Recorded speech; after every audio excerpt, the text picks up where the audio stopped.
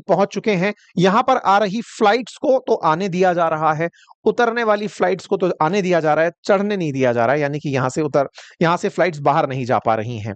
फिलहाल के लिए एक चेहरा इस समय सुर्खियों में है, इसके ऊपर विस्तार से चर्चा करेंगे।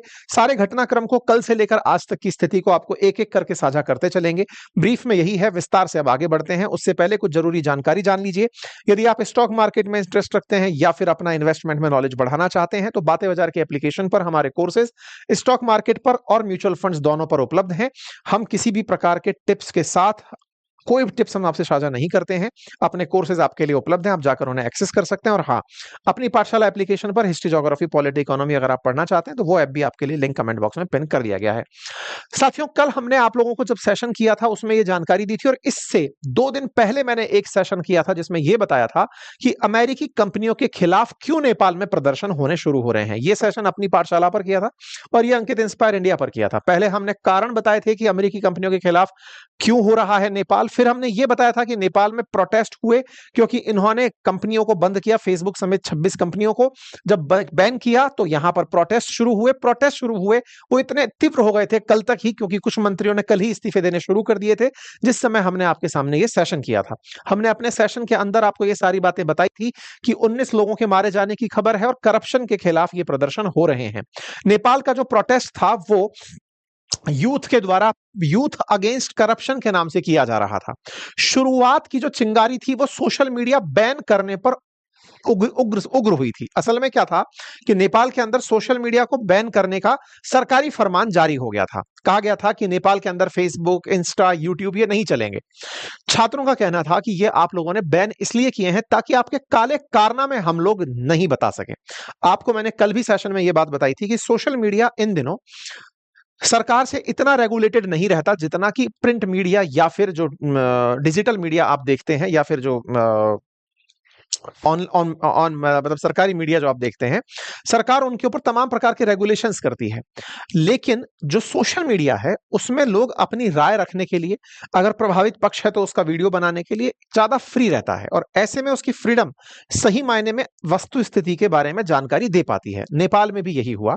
जो यूथ था वो करप्शन के खिलाफ काफी लंबे समय से प्रदर्शन कर रहा था, लेकिन सरकार को अपने खिलाफ होते प्रदर्शनों को रोकने के लिए बजाय उन प्रोटेस्टर्स के पोस्ट पर कोई प्रतिक्रिया देनी थी, उन्होंने बैन ही कर दिया कि जब ये स्थान ही नहीं रहेगा, जिस क्षेत्र पर आप प्रदर्शन कर सकते हैं वो जगह ही नहीं रहेगी, तो प्रदर्शन हमारे खिलाफ कैसे होंगे। लेकिन जनता इस बात के लिए बहुत अच्छे से सजग थी कि चूंकि आपको करप्शन की जानकारी पब्लिक में नहीं आने देनी है, इसलिए आप हमारे प्लेटफॉर्म्स को बैन कर रहे हैं। आइए अब हम खुलकर सड़कों पर उतरते हैं और आपको बताते हैं कि हम लोग कौन थे। और हुआ भी यही साथियों। 18 से 25 साल की जो जनरेशन जेड यानी जेन जी है, वो उग्र तरीके से बाहर निकलकर आती है और संसद के अंदर घुसने की कोशिशें करती है। नेपाल के 7 शहरों में कर्फ्यू लगा दिया जाता है। गृह मंत्री ने कल ही जब शूट एट साइट का ऑर्डर दिया गया, संसद भवन पर चढ़ते हुए बच्चों को गोली मार दी गई। ऐसे में 19 बच्चों की मौत हो जाती है और इसके बाद में गृह मंत्री नैतिक रूप से जिम्मेदारी लेते हुए अपने पद से इस्तीफा दे देते हैं। छात्रों की मांग उग्र होती चली जाती है। छात्र डिमांड करते हैं, यानी जेन जीज डिमांड करते हैं कि हमें पार्लियामेंट को डिसॉल्व करवाना है, हमें प्रधानमंत्री समेत सभी का मास रेजिग्नेशन चाहिएगा, हमें चाहिए कि जो लोग इस तरह की जिम्मेदारी के साथ थे, जिन्होंने हम लोगों को मारा, गोलियां मारी, उनके खिलाफ कार्रवाई हो, अंतरिम गवर्नमेंट स्थापित की जाए जिसमें बच्चों को साझा किया जाए और अर्ली इलेक्शन करवाए जाए अंतरिम इलेक्शन के बाद, अंतरिम गवर्नमेंट के बाद। छात्रों की इस मांग, जैन जी की इस मांग के बाद में नेपाल के अंदर प्रदर्शन जब बढ़ते चले जा रहे थे, ऐसे में प्रधानमंत्री ओली, राष्ट्रपति, गृह मंत्री, इन सभी के जो निजी निवास हैं उनके ऊपर हमले होने शुरू हो गए। इतना ही नहीं, पूर्व प्रधानमंत्री शेर बहादुर देउबा के घर को भी जला दिया गया और तो और उनको घर में घुसकर पीटा गया। वित्त मंत्री विष्णु पौडोल को काठमांडू में उनके घर के नजदीक दौड़ा दौड़ा कर पीटा गया। प्रधानमंत्री केपी शर्मा ओली ने इस्तीफा तो दे दिया और सेना के साथ बैठ करके कहीं अज्ञात जगह पर चले गए। उन्होंने बकायदा इस तरीके से चीजें देखी। अब देखिए यहां पर ये ट्रॉमा सेंटर की तस्वीरें हैं। यहां के गृह मंत्री, कृषि मंत्री, स्वास्थ्य मंत्री सब गिनती से इस्तीफा देने निकल पड़े क्योंकि छात्रों की मांग थी, जैनजीज की मांग थी और ये सब लोग निकल के लगने निकले। नेपाल के प्रधानमंत्री ने तुरंत सर्वदलीय बैठक बुलाई। बैठक बुला करके उन्होंने अपनी तरफ से लोगों से पूछा कि बताओ हम क्या कर सकते हैं। सबने कहा कि साहब आपको अब पद छोड़ देना चाहिए, यही आपके लिए बेहतर होगा। ऐसे में पूर्व प्रधानमंत्री देउबा के घर में प्रदर्शनकारी घुस चुके थे। प्रदर्शन प्रदर्शनकारियों ने बुदलील कांठा जो जगह है वहां पर कांग्रेस अध्यक्ष शेर बहादुर देवबा के घर में तोड़फोड़ भी करना शुरू कर दिया था। यहां पर आप तस्वीरें देख सकते हैं, शेर बहादुर देवबा को पकड़कर लाते हुए, नाक से खून निकलते हुए आपको उनके चेहरे में से दिखाई दे जाएंगे। उनके हालात कितने बुरी तरह बिगड़े हुए हैं आप ये देख सकते हैं। तस्वीरें बयान कर रही हैं कि उन्हें बढ़िया से मतलब घर में घुस करके कूटा गया। मतलब यहां पर यह नहीं था कि सत्ता पक्ष और विपक्ष में से कोई एक पार्टी किसी के साथ है, नहीं। राजनेता हैं, राजनेता देश के लिए अगर काम नहीं कर रहे हैं, आपकी संतानें करप्शन कर रही हैं, नेपो किड्स आपके भ्रष्टाचार के पैसे से ऐश कर रहे हैं, आप सब गुनहगार हैं। और सब गुनहगार है तो सबके खिलाफ फैसले लिए जाएंगे। और फैसला लेते समय छात्रों ने यानी जेनजीज ने जब अपने हाथ में पूरी तरह नियंत्रण लिया तो उन्होंने केपी शर्मा ओली के घर में आग लगा दी। जो तत्कालीन प्रधानमंत्री थे उनके घर में आग लगा दी। अब तो चूंकि आज वो इस्तीफा दे चुके हैं, उनके घर में आग लगाई। तस्वीरें बाहर निकल कर आई ओली के घर में जिस तरह से आग लग रही है, इससे देखकर अंदाजा लगा सकते हैं कि छात्रों में या फिर जेनजीज में कितना उग्र गुस्सा रहा होगा। इतना ही नहीं, उन्होंने नेपाल के जो मतलब और जो घर थे, मतलब पीएम के घर थे जितने भी, उन सबको आग लगाई। यहां पर एक प्रमुख होटल है हिल्टन होटल, उसके आसपास के क्षेत्रों में आग की लपटें देखी गई। यहां पर प्रेसिडेंट जो है उनके रेजिडेंस पर भी आग की तस्वीरें निकल कर आई। होम मिनिस्टर के घर में आग लगा दी गई, फॉरेन मिनिस्टर के घर में आग लगा दी गई। तस्वीरें बयान करती हैं नेपाली कांग्रेस पार्टी के ऑफिस में आग लगा दी गई, सीपीएन यूएमएल के पार्टी दफ्तर में आग लगा दी गई। ये आग ही आग की तस्वीरें हैं जिसमें प्रोटेस्टर्स ने जहां जहां ज्यादा से ज्यादा मैक्सिमम जगह पर जहां पर रूलिंग पार्टी है उनके दफ्तर और कार्यालयों में तक में आग लगा दी।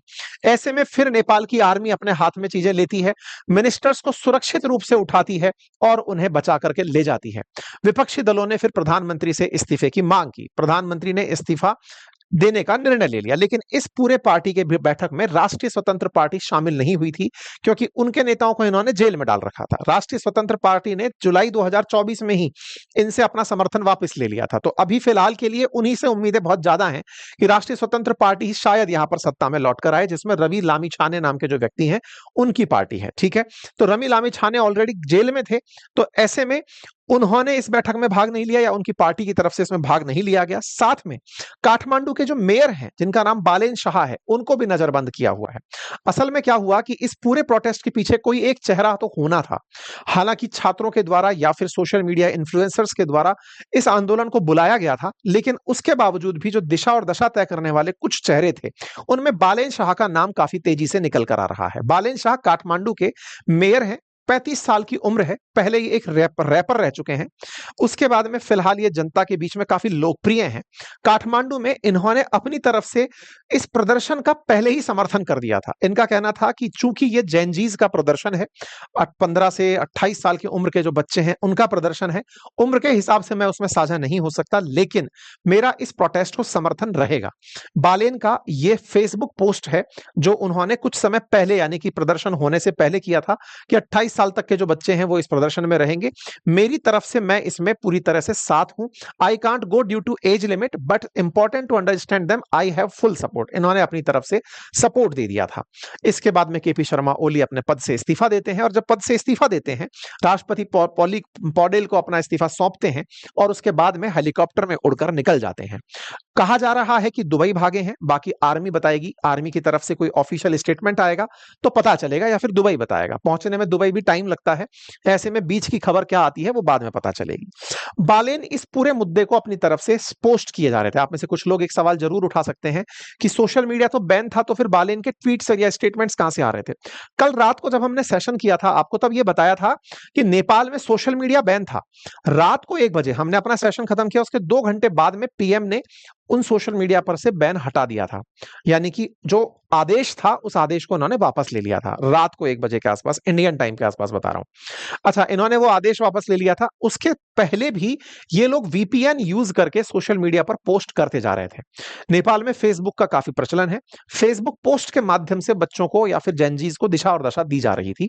ऐसे में जनता पूरी तरह से कन्विंस होकर के अपने, यानी कि बच्चे जो थे वो पूरी तरह से कन्विंस होकर के आंदोलन की तरफ निकले हुए थे और इस थॉट के साथ थे कि किसी भी प्रकार से लोगों से ऊपर कोई नहीं है।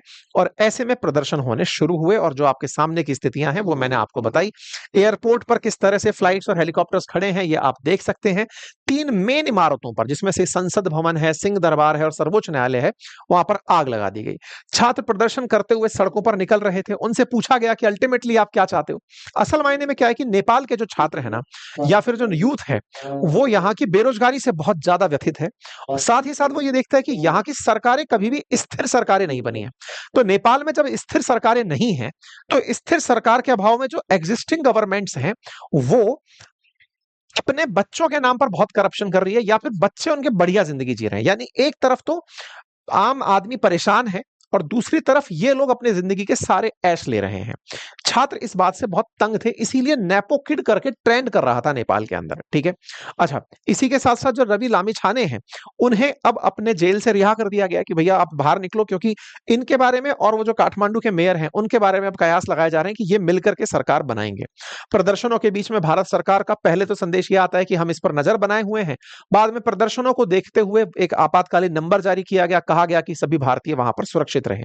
नेपाल के जहां जहां भारत से बॉर्डर साझा होते हैं, उन सभी जगह पर चेक पोस्ट को काफी सख्त कर दिया गया है, एसएसबी को हाई अलर्ट पर भेज दिया गया है। इसी बीच में पश्चिम बंगाल के मुख्यमंत्री का भी मैसेज आता है कि भारत सरकार तय करेगी कि क्या नेपाल के लिए उनका स्टैंड है, हम अपनी तरफ से सबसे प्यार करते हैं। ऑब्वियस सी बात है, स्टेट का विषय ही नहीं है अंतरराष्ट्रीय मसलों के ऊपर, तो इन्होंने अपनी तरफ से जानकारी दी। फिलहाल के लिए चूंकि फेसबुक, इंस्टा, इन सब पर जो बैन लगे थे वो हट चुके हैं नेपाल के अंदर, तो ऐसे में जैनजीज को जो उनका आंदोलन था उसको तो सही से किनारा मिल गया है। यानी कि जो उनको प्रदर्शन करना था कि सोशल मीडिया पर से बैन हटे, वो हट गया है। साथ ही साथ में करप्शन के मामले में सरकार इस्तीफा दे, उसने इस्तीफा दे दिया है। और इस्तीफे का जो मेन कारण था वो था करप्शन, वो अब पब्लिक में आ गया है। करप्शन क्या था? असल में नेपाल के अंदर नेपो किड जो शब्द है, ये असल में यूज किया जा रहा था ताकतवर लोगों के बच्चों के लिए। नेपोटिज्म जैसे भारत के अंदर चलता है ना, ऐसे। असल में क्या हो रहा था कि नेपाल के अंदर इन दिनों सोशल मीडिया पर कुछ ऐसे वीडियोस टिकटॉक पर वायरल हो रहे थे, फेसबुक पर वायरल हो रहे थे, इंस्टा पर वायरल हो रहे थे, जिसमें मंत्रियों के जो बेटे बेटियां हैं वो महंगे आभूषण, महंगी जगह पर घूमते हुए, महंगी कारों के साथ महंगे फन करते हुए दिखाई दे रहे थे। नेपाल के अंदर जो मतलब सत्तारूढ़ दल के लोग हैं या फिर अपोजिशन के लोग हैं, उनके जो बच्चे हैं वो बढ़िया जिंदगी के साथ अपनी तस्वीरें सोशल मीडिया पर डाल रहे थे। तो लोगों को मन में इस बात का बहुत ज्यादा गुस्सा फूटा कि हम लोग तो इतने दुख में हैं और हम पर शासन करने वाले लोग जिंदगी के सारे ऐश ले रहे हैं, और वो जो सारे ऐश हैं वो सोशल मीडिया से सब तक पहुंच गए।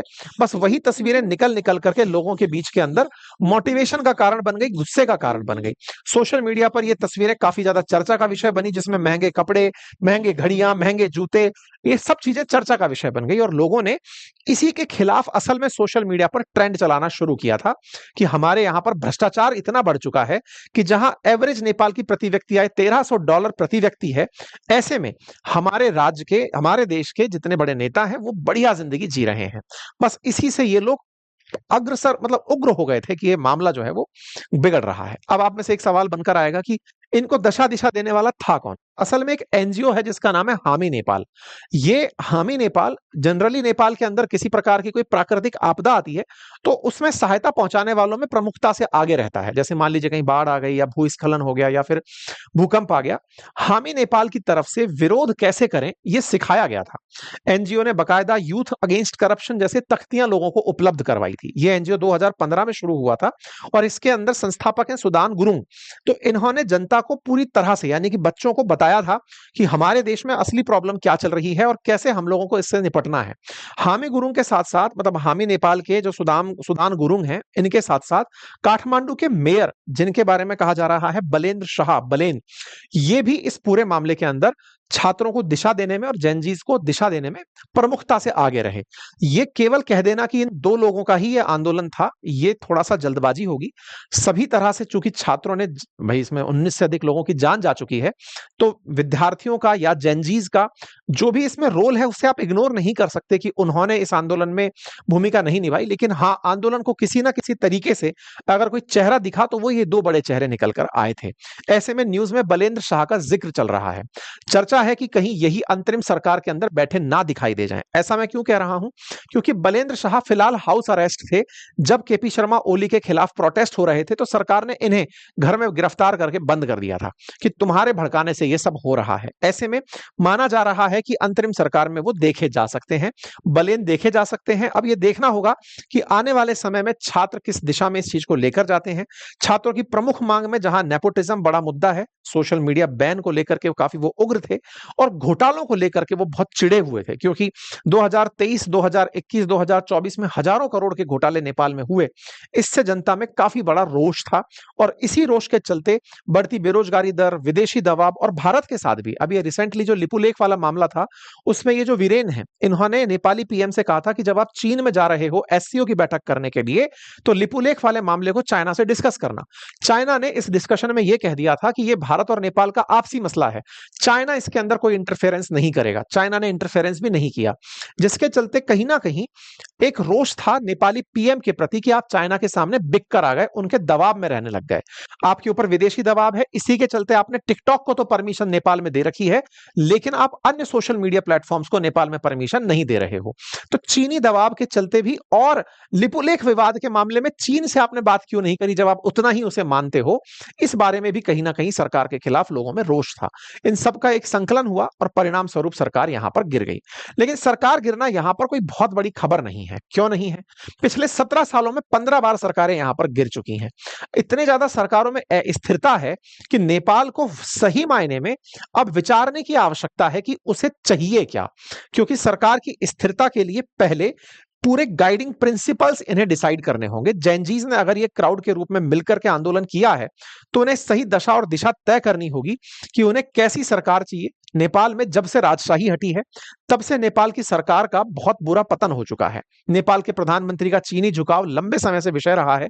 केपी शर्मा ओली का भारत विरोधी रवैया लंबे समय से देखा गया है।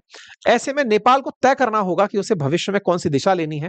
समस्त भारतीय नेपाल से बड़ी स्नेह के साथ में बातचीत रखते हैं और बड़ा ही प्रेम करते हैं। बहुत से नेपाली लोग भारत में काम करते हैं और भारत के भी बहुत से लोग नेपाल में काम करते हैं। ऐसे में दोनों देशों के बीच में बहुत अच्छी केमिस्ट्री है, लेकिन आवश्यकता है कि नेपाल अपनी दिशा तय करे और ऐसे संकट से फिर कभी ना सामना करना पड़े, ये सुनिश्चित करें। फिलहाल के लिए इतना ही। जानकारी अगर पसंद आई हो तो साथियों से साझा करें। बाकी आप लोग इस विषय पर क्या सोचते हैं, अपनी राय कमेंट बॉक्स में जरूर रखें। Thank you so much.